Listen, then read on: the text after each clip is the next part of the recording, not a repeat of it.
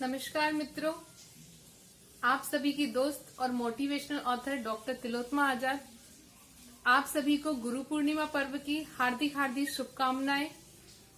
जीवन में गुरु का बहुत महत्व है, क्योंकि बिना गुरु हम अपने जीवन में हमें क्या करना है, हमें सही मार्ग का पता नहीं होता। एक सद्गुरु ही होते हैं जो हमें सही मार्ग दिखाते हैं। और सबसे बड़ी बात कि अगर जीवन में सद्गुरु आ भी गए और उनके दिखाए हुए मार्ग पर अगर हम नहीं चल पा रहे हैं तो भी हम सही मार्ग का चयन नहीं कर पाएंगे। बात वैसी ही हुई कि जैसे तेज बारिश हो रही है और तेज बारिश में घड़ा उल्टा रखा है तो उसमें एक भी बूंद पानी अंदर नहीं जाएगा। उसी प्रकार हमारे जीवन में भी सद्गुरु का, गुरु का बहुत महत्व है। जब हमारे जीवन में सद्गुरु आ जाते हैं तो जीवन में आनंद ही आनंद आ जाता है।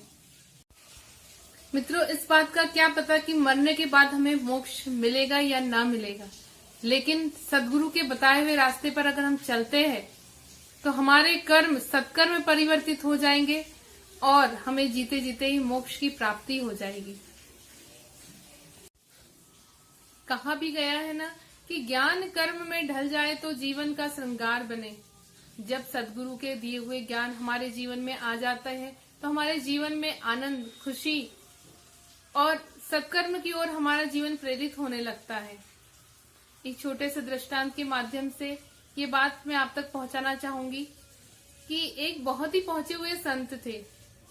संत के पास तपस्या करने पे उन्हें पारसमणि मिला था। संत के पास पारसमणि था, लेकिन संत का जीवन ऐसा होता है कि उस पारसमणि का उनके पास कोई उपयोग नहीं था। एक दिन वो भ्रमण पर निकले। भ्रमण पर निकलते रास्ते में उन्हें गांव पड़ा। बहुत तेज धूप थी। संत को बहुत तेज प्यास लगी। संत को पास में एक कुटिया नजर आई। संत उस कुटिया में पहुंचे। वहां एक व्यक्ति था। उस व्यक्ति से कहा कि मुझे बहुत तेज प्यास लगी है, क्या आप मुझे जलपान कराएंगे? उस व्यक्ति ने कहा कि संत का सत्कार किया और कहा कि आप अंदर आइए, मैं जरूर आपको जलपान कराऊंगा। उस व्यक्ति ने संत का सत्कार किया, उन्हें जलपान कराया। कुछ देर संत वहां रुककर कहा कि अब मुझे अपने कार्य के लिए आगे बढ़ना है। जब संत जाने लगे, संत बहुत सरल स्वभाव के होते हैं, बहुत दयालु होते हैं, कृपालु होते हैं। तो उस भक्त की भक्ति से संत प्रसन्न हो गए और उन्होंने जो अपने पास पारसमणि था उसे अपने बैग से निकाला और उस व्यक्ति को दे दिया। और उस व्यक्ति को देते हुए कहा कि ये मेरी साधना का फल है। इस पारसमणि को जिस भी धातु, खासकर लोहे की धातु के संपर्क में आप लाओगे तो लोहा सोना बन जाएगा। संत ने उस पारसमणि को उस व्यक्ति को देकर वहां से निकल पड़े। उस व्यक्ति ने उस पारसमणि को संभाल कर रख लिया।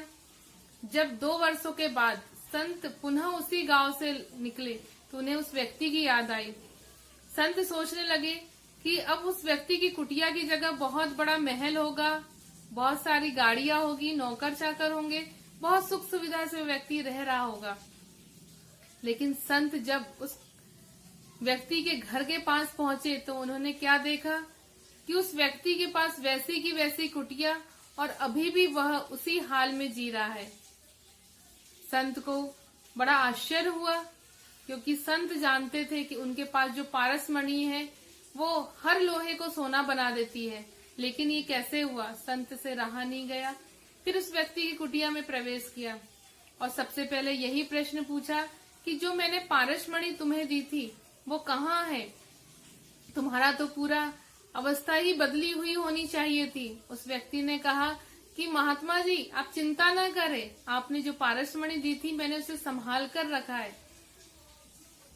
संत ने सोचा कि अगर इसने संदूक में भी रखा होगा तो इसकी संदूक भी पूरी सोने की हो गई होगी।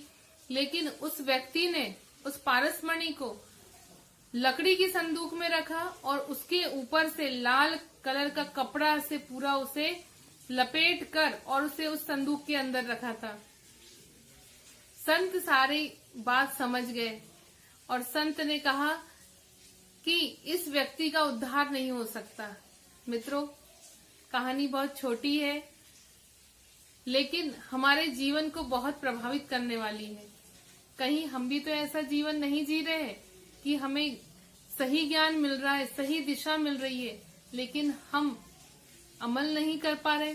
हम भी उस उल्टे घड़े की तरह तो नहीं है। अगर जीवन में सुकून चाहिए, सुख चाहिए, आनंद चाहिए, तो हमें सद्गुरु के बताए हुए रास्ते पर चलना चाहिए, क्योंकि सद्गुरु जीवन में सिर्फ और सिर्फ हम लोगों के कल्याण के लिए आते हैं। जिस दिन ये बात हमारे समझ में आ गई तो हमारा जीवन आनंदित हो जाएगा। अगर आपको मेरा ये वीडियो पसंद आए तो इसे लाइक करना ना भूलिए, सब्सक्राइब करना ना भूलिए, और सुकून के 2 पल में अगली कड़ी में पुनः आपसे मुलाकात होगी। तब तक के लिए नमस्कार।